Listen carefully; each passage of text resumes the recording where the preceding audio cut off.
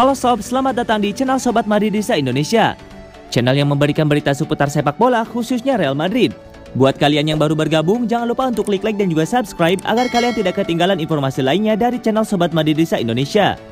Selamat menyaksikan Hala Madrid.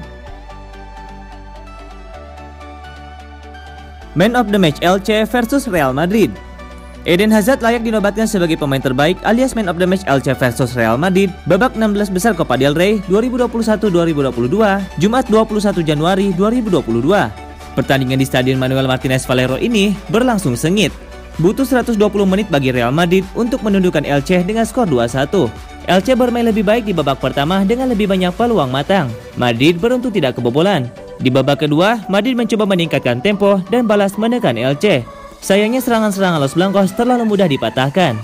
3 gol tercipta di babak tambahan. Elche unggul terlebih dahulu lewat gol Gonzalo Verdu pada menit ke-103.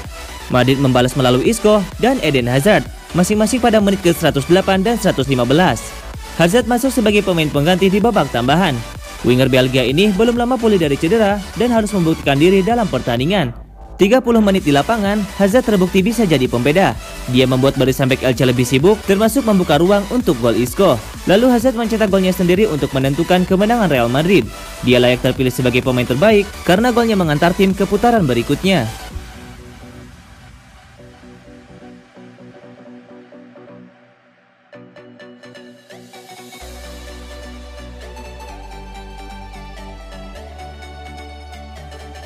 Lima pelajaran dari kemenangan Real Madrid. Real Madrid menempuh jalur comeback selama 120 menit untuk menyingkirkan Elche dalam duel 16 besar Copa del Rey 2021-2022. Hasil ini mengantar Real Madrid ke putaran berikutnya. Selain itu ada 5 pelajaran dari kemenangan Real Madrid atas Elche ini. Berikut ulasannya. 1. Real Madrid dan comeback. Madrid main buruk di babak pertama, sedikit lebih baik di babak kedua, tapi gagal mencetak gol. Kesalahan mereka harus dilanjutkan ke babak tambahan. Bencana menghampiri Los Blancos pada menit ke-102. Marcelo dihukum kartu merah langsung karena dianggap melakukan pelanggaran berat. Lalu Gonzalo Verdu mencetak gol pembuka untuk Elche. Situasi sulit tapi mentalitas juara Madrid berbicara. Mereka mencetak 2 gol balasan melalui Isco dan Eden Hazard, 2 pemain yang jarang tampil. 2. Dampak rotasi. Madridnya Ancelotti sedang sangat bagus musim ini. Mereka juga baru menjuarai Supercopa de España untuk meraih trofi pertama. Meski begitu, Madrid baru bisa mengeluarkan kekuatan terbaiknya jika para pemain inti tampil, khususnya trio gelandang Casemiro, Kroos, dan Modric. Di laga ini, Ancelotti mencoba mengistirahatkan beberapa pemain inti. Hasilnya, kekuatan Los Blancos menurun drastis. 3. Isco dan Hazard.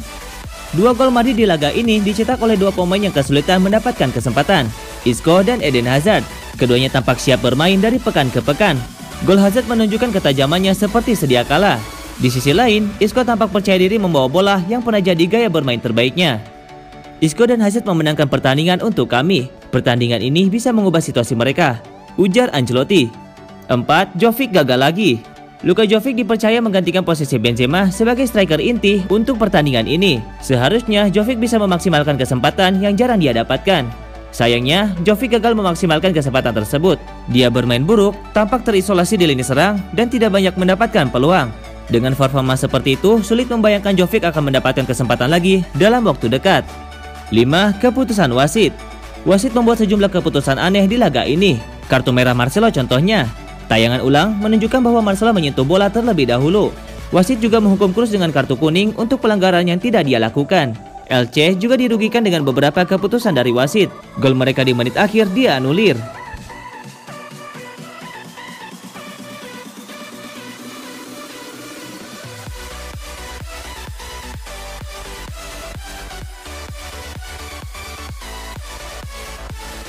Tentang pelanggaran gaib dan kartu merah untuk Marcelo, apa kata Carlo Ancelotti? Ada beberapa insiden yang terjadi pada laga Elche versus Real Madrid pada babak 16 besar Copa del Rey. Salah satunya adalah kartu merah yang diterima kapten Real Madrid Marcelo pada menit ke-102. Lantas, apa kata pelatih Carlo Ancelotti soal kartu merah Marcelo? Elche melakukan serangan balik cepat. Bola berada pada penguasaan Tete Morente. Marcelo mampu menyusul, lalu terjadi insiden. Morente jatuh, wasit memutuskan pelanggaran dan kartu merah untuk Marcelo. Marcelo protes keras. Dia merasa tidak menyentuh bagian tubuh dari Morente dan mampu memenangkan bola. Tapi wasit bergeming. Sementara tayangan ulang momen itu menjadi perdebatan di kalangan fans. Soal kartu merah, Marcelo mengatakan kepada saya bahwa dia tidak menyentuh pemain LC, tetapi itu adalah keputusan yang sangat rumit. Ucap Ancelotti, saya belum menonton tayangan ulang insiden itu, tetapi saya harus mempercayai kapten saya. Itu sulit karena Lucas Vazquez juga ada di sana, tetapi saya harus percaya apa yang pemain saya bilang, tegas Ancelotti. Selain kartu merah Marcelo, ada 2 insiden lain yang terjadi. Pertama, kartu kuning untuk Toni Kroos pada menit ke-78. Kroos pada tayangan ulang tidak menyentuh pemain lawan yang jatuh. Lalu ada gol LC pada menit-menit akhir extra time yang dianulir wasit. Tampaknya wasit menilai ada pelanggaran pada Lucas Vazquez sebelum gol tercipta. Wasit menganulir gol kedua untuk LC untuk pelanggaran yang jelas. Dan itulah yang Anda dapatkan dengan wasit, kata Ancelotti.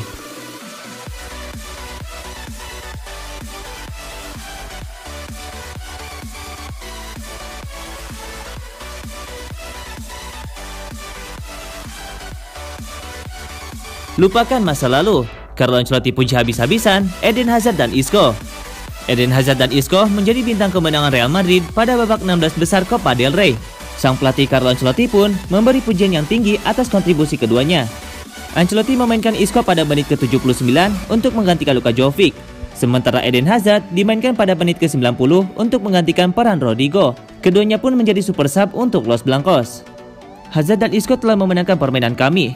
Kami harus menggarisbawahi hal tersebut karena itu sangat penting. Ucap Ancelotti, mereka layak bermain lebih lama. Masa lalu adalah masa lalu. Saya bisa memanggil mereka dan skuad yang memiliki segalanya. Mereka menunjukkan karakter, tidak pernah menyerah. Mereka berjuang sampai akhir meskipun menghadapi kesulitan. Ini adalah hal paling bahagia yang pernah saya rasakan tentang kemenangan sepanjang musim, tegas Ancelotti. Real Madrid membuat beberapa rotasi pada duel melawan Elche. Setelah pekan yang berat di Supercopa de España, Ancelotti sejak awal memprediksi anak asuhnya tidak akan meraih kemenangan dengan mudah saat bersuai Elche. Saya tahu ini akan menjadi duel yang sulit. Saya mengatakan kepada para pemain sebelumnya bahwa ini bisa menjadi permainan yang lama dan kami menghadapi lawan yang bermain sangat baik akhir-akhir ini, kata Ancelotti. Kami harus siap untuk segalanya, kesalahan, kebobolan, atau pergi ke perpanjangan waktu.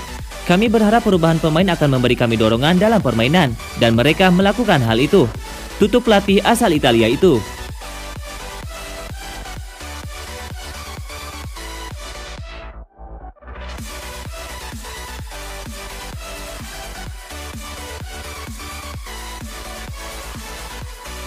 Bocoran dari Spanyol, Kylian Mbappe semakin dekat dengan Real Madrid.